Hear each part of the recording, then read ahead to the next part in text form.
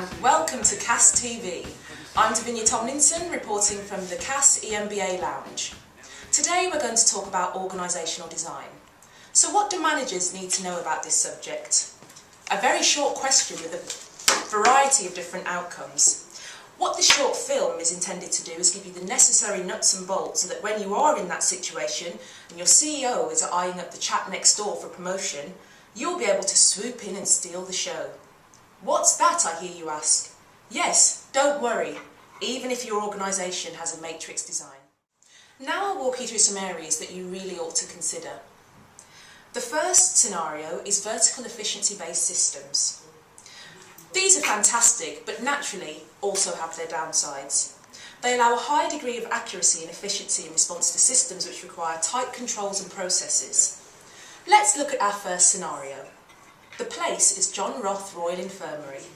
The setting, theatre during a life-saving operation. See how effectively the team work together. BP 12080, Pulse OX 100. Scalpel, which one? I've got two new ones. The usual one, come on man! Sorry doctor, here I am. I was just sitting in my creative beanbag area thinking of new ways we can introduce the patient for a better service. Come on man! Just bleeding! Give me the scalpel! Certainly doctor. Oh no, I got an artery! Suction man! Oh, This is chaos! We're in a hospital, not some Silicon Valley hippie commune. What we need is structure, order, hierarchy. We need people to know what they're doing at all times and to be completely reliable. We need doctors giving direction and nurses following them, sometimes even preempting them. Everyone needs to know what they're doing within a tight and organised framework. A man's life is on the line. Now, let's try it again, but within a vertical and mechanised framework this time. 2080, Pulses, 100%. Scalpel. I'm now going to make the incision. On my mark. Ready. Suction. I've got suction ready doctor. Ready. Now I'm going to cut the rotary. Ready. Cut. Ready. Now let's finish quickly. And so on, and the operation is a raging success. Why?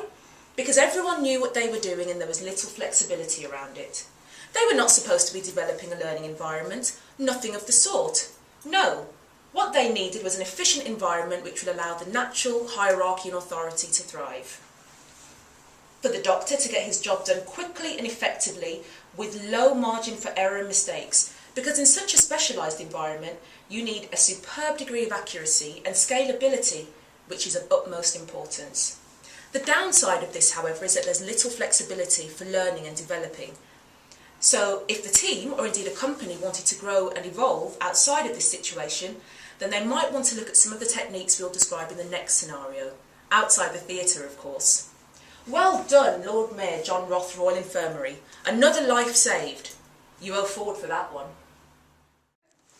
Let's quickly move on to a horizontal system and why we might use one. A horizontal system is what we would use in a learning environment. High change, fast pace, and in need of rapid response to what's going on outside. Again, this can be incredibly effective, but communication barriers need to be broken down quickly and processes need to be enabled fast with little intervention from top brass. Let's look at our next scenario. The place, John Roth Pharmaceuticals. The setting, a regular customer who provides much of the company's revenues needs some changes to a drug and fast following consumer feedback. If John Roth Pharmaceuticals can't get it done in time, then they'll go elsewhere, and there are plenty of competitors ready to snap up their business. John Roth Pharmaceuticals, Tom Miller speaking. Hi Bill, how are you? Good to hear, yes I'm fine thanks. What can I do you for? Okay. What kind of feedback? I see. Sounds like we have some work to do. When do you need the improvements for? 1 month? Yeah, it shouldn't be a problem. Let me put it through the team and I'll get back to you before the end of the week. Okay, see you later Bill, bye. Ejaz to the manager's office. Hi Ejaz, how are you? I'm alright, thanks. How are you? Good, please take a seat, Thank you. From JWRI, and they want to get feedback on their Inoxia drug. They're looking for feedback on the new regression test to make sure that it's a better drug than the previous one. They want to know that we can provide them this information by the end of the month, and we need to give them a response by the end of the week to make sure we can hit that timeline. What do you think? It's just... No, there's no buts. He's our biggest client, we need to give them results. Right, first we need to get some time booked in the R&D lab, then we have a little time... Oh, seriously, Ejaz, no excuses. The biggest client, we need to get them end of the week. That's not possible. This is not acceptable. I want to speak to the How you doing? Yeah, not bad yourself? Not too bad, thanks. Just wanted to share something with you. We've got this feedback to give back to one of our very, very important customers.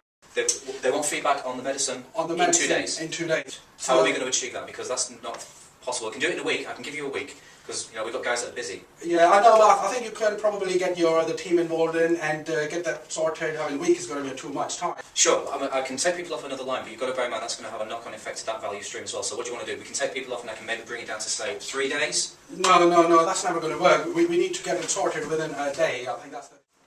Well, this isn't going to work, is it? They simply don't have the time for all this red tape and confusion.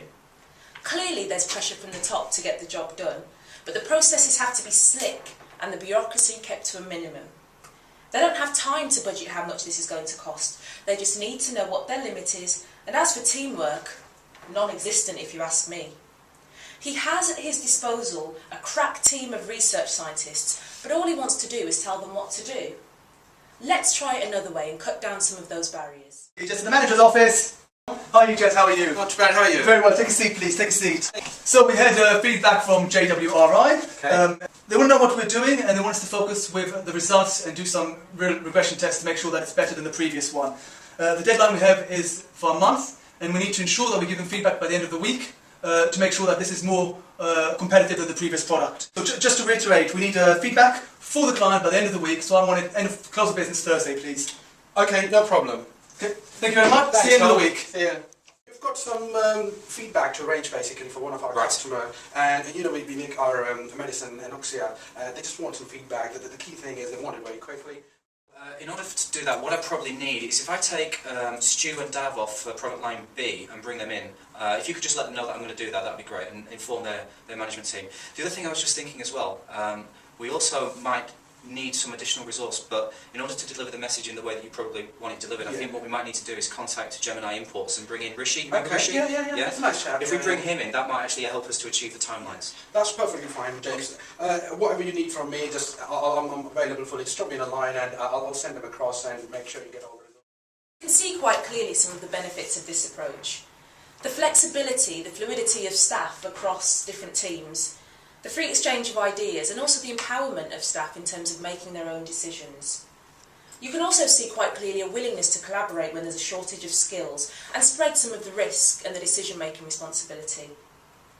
Conversely, in such a flat structure, you can also see that it restricts access to employee promotion. We also touched on potential outsourcing in this scene, and we have to consider quite carefully the impact on existing employee morale as a result of introducing such a concept. In this scenario, we're going to look at matrix systems and why you would use them. These are mainly used in companies where you need to focus on both the function and the product simultaneously. The matrix system focuses strongly on horizontal linkages with vertical elements. Both work simultaneously if you need to share resources across different streams of information or production, and the external environment must also require the company to show high levels of specific knowledge whilst at the same time being responsive to change, regardless of department. Most of the workforce for John Roth Royal Infirmary and John Roth Pharmaceuticals hail from. Uncanny.